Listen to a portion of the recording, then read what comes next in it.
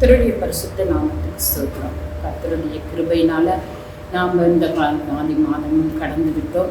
கர்த்தர் கிருபையாய் நம்மை நடத்தினார். வருஷம் தொடங்கி 1 மாதம் முடிஞ்சு 2ஆம் மாதமும் தொடங்கி நடத்தி கொண்டிருக்கிறார். எல்லா கிருபையும் அவராலேயே தான் நாம் பெற்று ஒவ்வொரு நாளும் கடந்து வருகிறோம். அவருக்கே எல்லா துதிகான மகிமையும் நாம் செலுத்துவோம். கர்த்தர் இந்த மாதத்தில் நமக்கு கொடுத்த வாக்குத்தத்தமானது சங்கிலிகள் அறுக்கப்படும். நான் முன்னாலேயே ஒரு தடவை சொல்லியிருக்கேன், சங்கிலியால் கட்டப்படுகிற அனுபவம்னா என்ன அப்படின்னு. ஆமாம், சங்கிலியால் கட்டப்படுகிற அனுபவம்னா நமக்கான ஒரு காரியமும் நம்ம எழுந்து நடக்க முடியாது, நம்ம செயல்களை நம்ம செய்ய முடியாது, நம்மால் சுயமாக எதையுமே செய்ய முடியாது. கட்டி போட்டுறது அது மாதிரி தான் கட்டி போட்டுற காரியங்கள் அநேகங்கள் நம்ம வாழ்க்கையில் இருக்குது. சாதாரணமாக குற்றம் பண்ணி தப்பு பண்ணி அந்த மாதிரி தான் கட்டப்படும். ஆனால் எந்த மாதிரி குற்றம்? உலகத்துக்கு விரோதமான குற்றம், தேவனுக்கு விரோதமான குற்றம், நம்மளே நம்ம சுயமாக நம்ம கெட்ட பழக்கங்களில் மாட்டிக்கொள்கிற குற்றம், நம்மளோட சிந்தனைகளில் குற்றம், இந்த மாதிரி நிறைய குறைகள் நம்மளுக்குள்ள வரும்போது நம்ம அதுக்கு அடிமையாகி ஒரு சங்கிலியால் கட்டப்பட்ட அனுபவத்துக்கு போயிடும். ஆனால் இப்போ நான் ஒரு எக்ஸாம்பிள் உங்களுக்கு பைபிள்லேருந்து சொல்கிறேன். அது எப்படின்னா, ஆண்டவருக்காக வைராக்கியமாக இருந்த ஒரு மனுஷனை சங்கிலியால் கட்ட சொல்கிறாங்க. கட்ட சொல்லும்போது ஆண்டவர் அவரோட பிள்ளை இல்லையா, அவரோட பிள்ளையை அவர் எப்படி விடுவார்? விட்டவே மாட்டார்.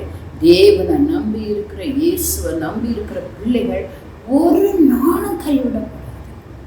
ஒரு நாளும் அவர் அடிவுக்கு விட்டு கொடுக்க மாட்டார். அவர் கூட நின்று அந்த நேரத்தில் என்ன மாதிரி பேசணும், உத்தரவாதம் பண்ணணும் அப்படிங்கிறத அவர் சொல்லி கொடுத்து அந்த சங்கிலியை கட்டப்படாமையே விடுவிக்க முடியும். அதுதாங்க ஆண்டவருடைய அன்பு, அதுதாங்க ஆண்டவருடைய கிருபை.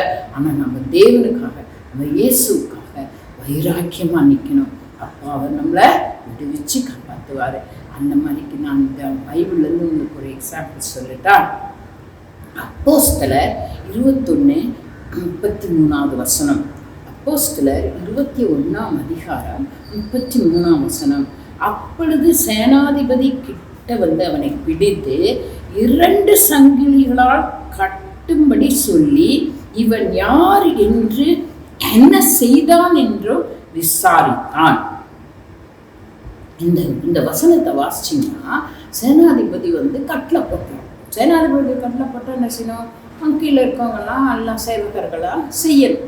அப்போ அவங்க என்ன பண்ணனா, அவன் என்ன சொல்கிறான்? 2 சங்கிலிகளால் இவனை கட்டி போடுங்க.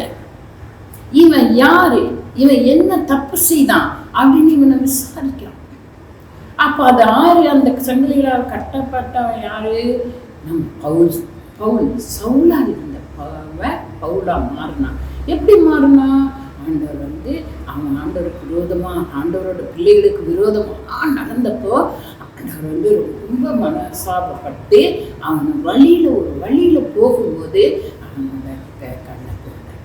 அவனுக்கு ஒரு வெளிச்சம், பெரிய வெளிச்சம் வந்துச்சு. அந்த வெளிச்சத்தை பார்த்துட்டு அவன் பயந்துட்டான். அப்போ ஆண்டவர், நீ யாரு அப்படின்னு கேட்கும்போது இயேசு சொல்றாரு, நீ துன்பப்படுத்துகிற இயேசு நானே, நீ துன்பப்படுத்துகிற இயேசு நானே அப்படிங்கிறாரு. அப்படியே வந்துட்டான். அவன் கண்ணு கூட்டா போச்சு. அப்புறம் அவனை தாங்கி எடுத்து கொண்டு போய் அனனியான்ற ஒரு தீர்க்க தரிசனத்தை கொண்டு போய் அவன் பேசும்போது அவன் பார்வை அடைந்தான். அப்போ ஆண்டவர் என்ன சொல்லினார்? நீ போய் எல்லா இடத்துலையும் எனக்காக சாட்சியாய் நில்லு அப்படி. அப்போவே இந்த அதிகாரத்தை நீங்கள் முழுசு பிரச்சனை, ஏன்னா இப்போ ரொம்ப நேரம் ஆகிடும். அதனால் நான் அந்த அதிகாரத்துலலாம் அந்த வசனங்களை அதில் எடுத்து சொல்ல, நீங்கள் அந்த அதிகாரத்தை அப்போஸ்தலர் 21 படிச்சிங்கன்னா பவுல் என்ன சொல்கிறான், சவுலா எப்படி மாறினா, பவுல் அதை சாட்சியாக சொல்கிறான். அந்த சேனாதிபதிக்கு எக்ஸ்பிளைன் பண்ணுறான். நான் இப்படி ஆச்சு, நான் கிறிஸ்தவங்களுக்கெல்லாம் எதிர்த்து நின்னேன், கொலை பண்ணேன், எவ்வளோ பேர் இப்போ இங்கே இருக்கவங்களுக்கே தெரியும் அப்படி. ஆனால் என்ன வழியில் ஆண்டவர் சந்திச்சு என்ன மாற்றிட்டாரு. அது போய் சாட்சியா நிற்க சொன்னாரு. அப்ப கூட நான் சொன்னாலும் அவங்களுக்கெல்லாம் என்னை பத்தி தெரியுமே, நீ போய் சாட்சியா நில்லுனாரு.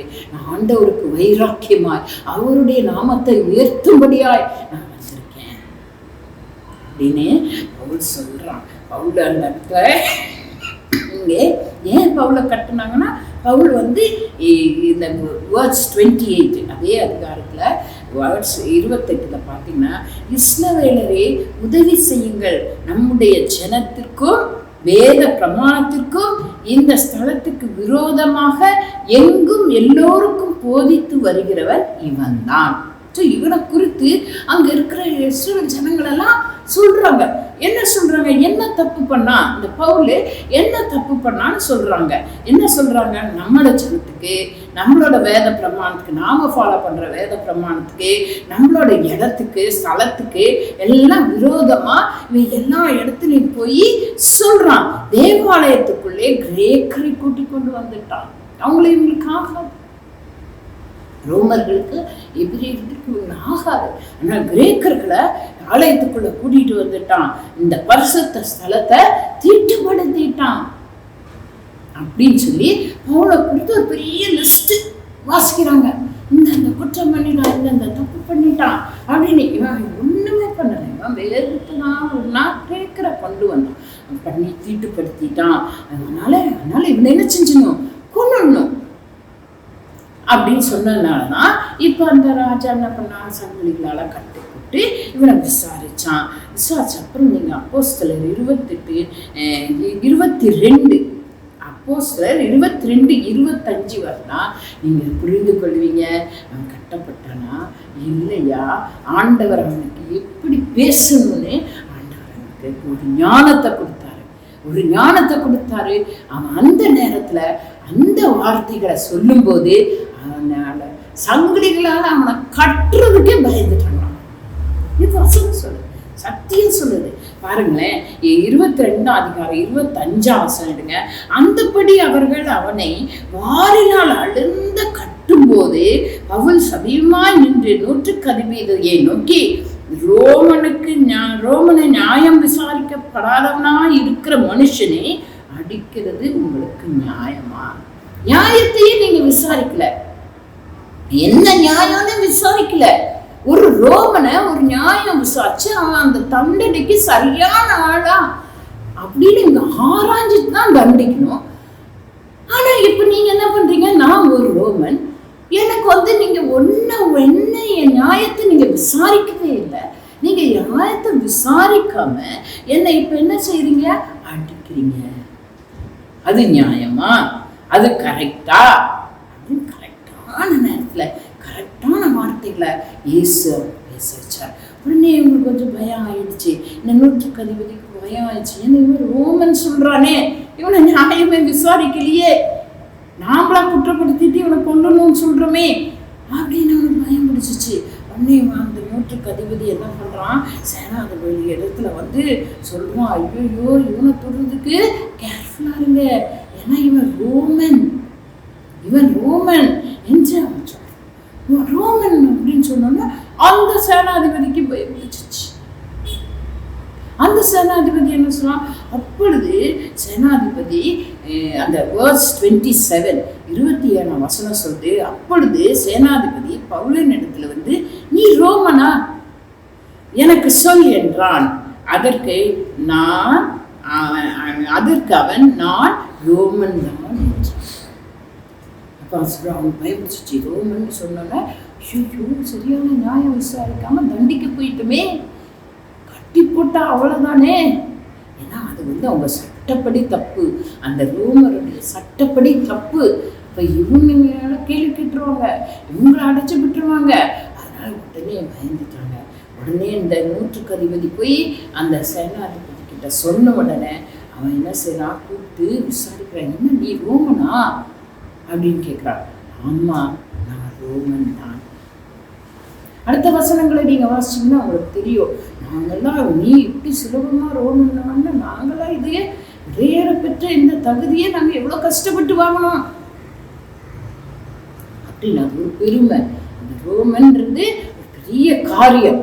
அப்போ இவனை பார்க்கறதுக்கு அந்த சேனாதிபதியும் பயந்துட்டு என்ன சொல்லிடுறான், ஐயோ அப்போ இந்த விசாரிக்க சொல்லி கொடுத்தாங்க பார்த்தீங்களா, ஒரு கூட்டம் கொண்டாந்து அந்த சேனாதிபதி கிட்ட கொடுத்து சேனாதிபதி வந்து சங்கிலியால் கட்டுன்னு சொன்னாங்க பார்த்தீங்களா. அந்த கூட்டம்லாம் என்ன பண்ணுச்சு, அப்படியே பேசாம அமைதியை போயிடுச்சு. இன்னைக்கு எதிர்த்து ஒண்ணுமே சொல்லலை, அப்படியே எல்லாரும் சப்புன்னு அடங்கி போயிட்டாங்க. அப்போ வேர்ஸ் 29 சொல்ல, அவனை அடித்து விசாரிக்கும்படி எத்தனமாய் இருந்தவர்கள் உடனே அவனை விட்டு விட்டார்கள். பாருங்க எவ்வளவு பெரிய காரியம். இவன் கொண்டு வந்து இவன் ஒருத்தனை பிடிச்சி நிறுத்தி அத்தனை பேர் கூடி சங்கிலியால் கட்டி இவனை கொல்லணும்னு திட்டமிட்டு சத்தமிட்டு அந்த சேனாதிபதியை கம்பல் பண்ணாங்க அடிச்சு கொள்ளுது, இந்த பவுல் அடிச்சு கொள்வதற்கு. ஆனால் தகுந்த நேரத்தில் தகுந்த வார்த்தையை, சரியான வார்த்தையை அந்த பவுலை பேச வச்சார் ஆண்டவர். நான் ரோமன், நீ நியாயம் விசாரிக்காம எப்படி அடிப்ப, அது நியாயமா அப்படின்னு கேட்டோன்னே அந்த கூட்டமும் பயந்துருச்சு, அந்த அதிபதிகளும் அதிகாரிகளும் பயந்துட்டாங்க. இவனை வந்து விசாரிக்கும்படி எத்தனமா இருந்தவங்க உடனே அவனை விட்டு விட்டார்கள். ஐயோ வேணாம், நமக்கு அந்த பாவம் வேண்டாம், நமக்கு இந்த தண்டனை வேண்டாம், சட்டத்துக்கு விரோதமா போயிடக்கூடாது அப்படின்னு விட்டுட்டாங்க. சேனாதிபதி அவன் ரோமன் என்று அறிந்து அவனை கட்டுவிக்காதபடி பார்த்தான். கட்டுவிப்பதற்கு பயந்தான். அந்த அதிபதியே பயந்துட்டான அவனை கட்டுறது. முதல்ல என்ன சொன்னா பாருங்க, 21 அதிகாரம் 31 வசனத்துல என்ன சொன்னேன், சங்கிலிகளால் கட்டுங்கள் அப்படின்னு சொன்னா. இப்ப என்ன இருக்கு, 22 அதிகாரம் 29 வசனத்துல அவனை கட்டுவிப்பதற்கு பயந்தான், கட்ட கூட பயந்துட்டான். அப்புறம் எப்படி அடிப்பானா உதைப்பானா? ஸோ ஆண்டவருடைய பிள்ளைகள் ஆண்டவருக்கு வைராக்கியமாய் நிற்கும்போது நம்ம எதையும் தேவனுக்காக விட்டு கொடுக்கணுங்க, தேவனுக்காக வைராக்கியமாக இருக்கணும். ஐயோ நம்ம ஃப்ரெண்ட்ஸ் தானே, பைபிளில் இப்படி சொல்லியிருக்கு, ஆனால் பைபிளில் சொல்லியிருக்குது இது தெரியும், ஆனால் இந்த ஃப்ரெண்டை எப்படி விட முடியும் அப்படின்னு நினச்சி தப்பான காரியத்துக்கு போயிடாதுங்க. ஆமாம், தப்பான காரியங்களை செய்துட்டோம், ஒன்றும் பண்ண முடியாது. ஆனால் என் தேவன் சொல்லியிருக்கு, என் பைபிள் எப்படி இருக்கு, என் வசனம் இப்படி சொல்லியிருக்கு, நான் இதன்படி தான் போவேன், ஐயோ ஐ கான் டூ திஸ் அப்படின்னு சொல்லி விலகிடுங்க. தேவன் தகுந்த வார்த்தைகளை கொடுத்து தகுந்த உதவிகளை கொடுத்து உங்களை விடுவித்து காப்பாற்றுக்கொள்வார்.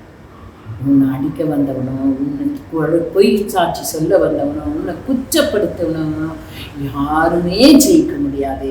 நீ தேவனுக்காக அதனால நீங்க கர்த்தருக்காக வைராக்கியமா இருந்து உங்களுடைய ஜெயத்தை பெற்றுக்கொள்ளும்படியா ஆண்டவர் இயேசு கிறிஸ்து அவருடைய வேதத்தின் மூலம் உங்களுக்கு அறிவுரை சொல்கிறார். நீங்க ஏற்றுக்கொள்ளுங்க, ஆண்டவருக்கு வைராக்கியமா இருங்க. ஆண்டவரை விட்டுட்டு மற்ற எதையும் ஃபாலோ பண்ணிடாதீங்க, எல்லாத்தையும் விட்டுட்டு ஆண்டவரை ஃபாலோ பண்ணுங்க. கர்த்தர் உங்களை கிருபையாய் நடத்துவார். ஜெபிக்கலாமா? கர்த்தாவே, இந்த நல்ல நேரத்துக்காக நன்றி சுவாமி. நீர் எங்களோடு பேசினீர் ஆண்டவரே, நீர் எங்களோடு இடைப்பட்டீர் ஆண்டவரே, எங்களுக்காக யுத்தம் பண்ணினீர் ஆண்டவரே, எங்களுக்காக மறித்தீர் ஆண்டவரே, எங்களுக்காக உயிர்த்தீர் ஆண்டவரே. எங்களையே பார்த்து கொண்டிருக்கிற இயேசுக்காக நாங்கள் வைராக்கியமாய் ஜீவிக்க கிருபைத்தாங்க. எங்கள் இயேசுவை விட்டுட்டு நாங்கள் எதுக்கும் போயிடக்கூடாது ஆண்டவரே. எங்கள் இயேசுவை விட்டுட்டு நாங்கள் எந்த காரியத்தையும் தலையிடக்கூடாது ஆண்டவரே. தப்பிவித்து காத்துக்கொள்ளுங்க. எங்களுக்கு வைராக்கியமாய் நிற்கிறதுக்கு கிருபைகளையும் பலனையும் கட்டளையிட்டு ஆசீர்வதிக்க வேண்டுமா? நசரேயனாகிய இயேசு கிறிஸ்துவின் இன்ப நாமத்தில் கெஞ்சி கேட்கிற சுவாமி, ஆமென்.